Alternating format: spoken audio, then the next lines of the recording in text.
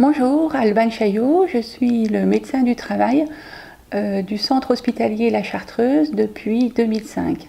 J'exerce à temps partiel avec Sandrine Marconnet qui travaille ici en tant qu'assistante médico-administrative. Avant d'arriver sur La Chartreuse, j'exerçais mes missions de médecin du travail en service inter-entreprise, c'est-à-dire que j'avais des collègues du travail qui étaient médecins, je travaillais avec des infirmières et puis j'avais pour mission de suivre les salariés de différentes entreprises comme par exemple la fonderie, le pressing, les banques, les services vétérinaires par exemple.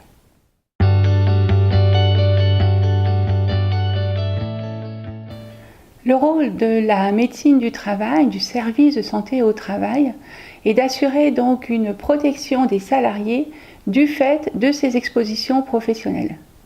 Plusieurs outils sont mis à disposition de l'équipe de santé au travail. Il y a d'abord le suivi individuel qui s'exerce principalement avec les visites médicales qui ont lieu en consultation au cabinet même du service de santé au travail. Il y a ensuite une lisibilité des expositions professionnelles et des risques professionnels qui vont être remontés à partir de ce suivi individuel. À cela s'ajoutent des actions sur le milieu de terrain, sur les lieux de travail, l'action étant à visée préventive et on est dans la prévention primaire. Les principales missions se déclinent autour de la réduction des risques professionnels, de l'amélioration des conditions de travail, de la prévention des consommations de substances psychoactives, l'alcool et les drogues sur le lieu de travail, de réduire la pénibilité au travail, de réduire la désinsertion professionnelle. Le médecin du travail est avant tout là pour assurer le maintien dans l'emploi. Il contribue donc à l'état de santé collective des salariés à travers une remontée du suivi individuel.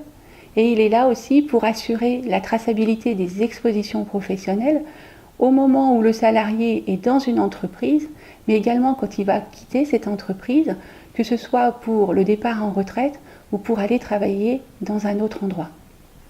Enfin, le médecin du travail est là pour accompagner aussi l'entreprise quand il y a des changements d'organisation profonds, tels que des fermetures ou des changements de technique, des changements d'objectifs de travail significatifs.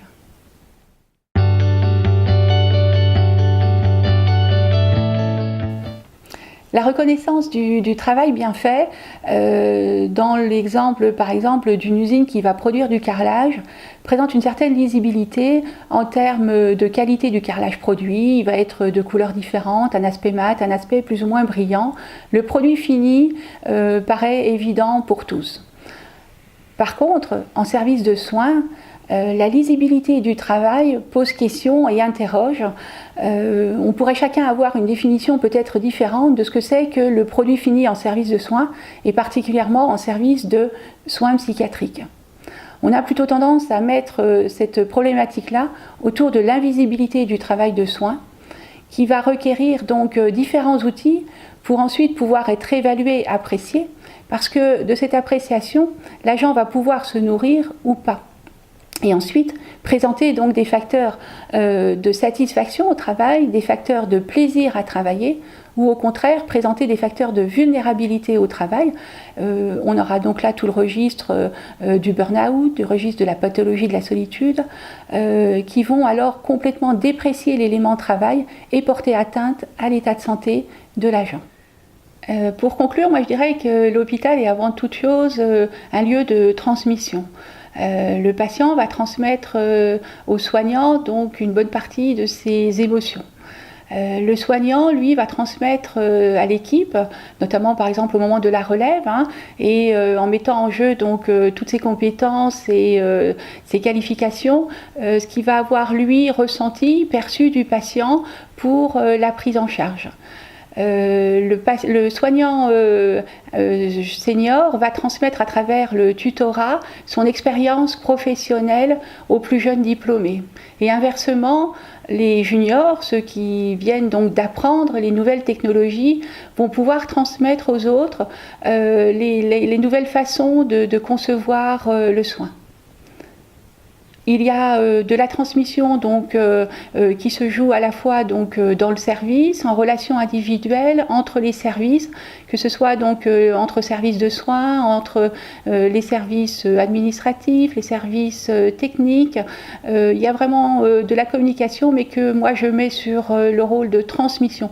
Donc il faut des courroies de transmission sur l'hôpital pour harmoniser le travail. Le médecin du travail intervient dans ces différents niveaux de transmission pour préserver l'état de santé des agents.